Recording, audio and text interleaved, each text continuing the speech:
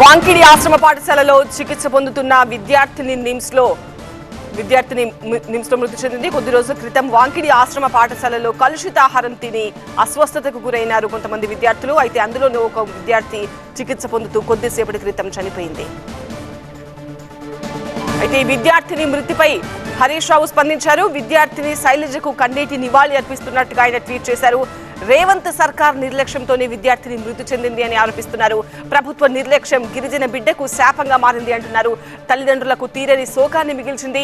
విద్యార్థిని కుటుంబాన్ని ప్రభుత్వం ఆదుకోవాలి, 50 లక్షల ఎక్స్గ్రేషియా ఇవ్వాలి అంటూ హరీష్ రావు డిమాండ్ చేస్తున్నారు.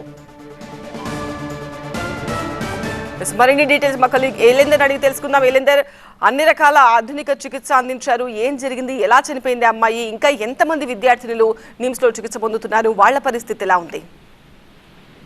వాకిండికి సంబంధించి గురుకుల విద్యార్థిని ప్రస్తుతం కొద్దిసేపటి క్రితమే నిమ్స్ లో చికిత్స పొందుతూ మృతి చెందింది. అయితే అప్పుడు దాదాపుగా లాస్ట్ మంత్ 30 తారీఖున ఫుడ్ పాయిజన్ అయి దాదాపుగా ఒక 60-70 మంది కూడా ఆసుపత్రి పాలయ్యారు. అందులో ఒక 4గురిని నిమ్స్ కి తీసుకొచ్చారు. దాంట్లో శైలజ ఒక అమ్మాయి, 9వ తరగతి అమ్మాయి నిమ్స్ లో రీసెంట్ గా ఇప్పటి వరకు కూడా చికిత్స తీసుకుంది.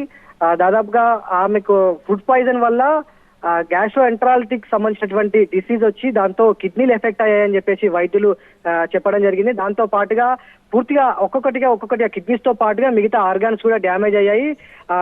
2 రోజుల క్రితం వాళ్ళ పేరెంట్స్ తో మాట్లాడినప్పుడు కూడా బ్రెయిన్ లో బ్లీడింగ్ అవుతుంది అనేది కూడా, హెడ్ లో బ్లీడింగ్ అవుతున్న అంశాన్ని కూడా వాళ్ళు మనతో ప్రస్తావించడం జరిగింది. అయితే ఆ కారణం చేతనే చనిపోయింది. ఫుడ్ పాయిజన్ చాలా మందికి 99% కూడా ఎక్కువగా ఎఫెక్ట్ అవ్వదు, కానీ ఎఫెక్ట్ అయితే మాత్రం ప్రాణాలు పోయే స్థితికి కూడా ఎఫెక్ట్ అవుతుంది.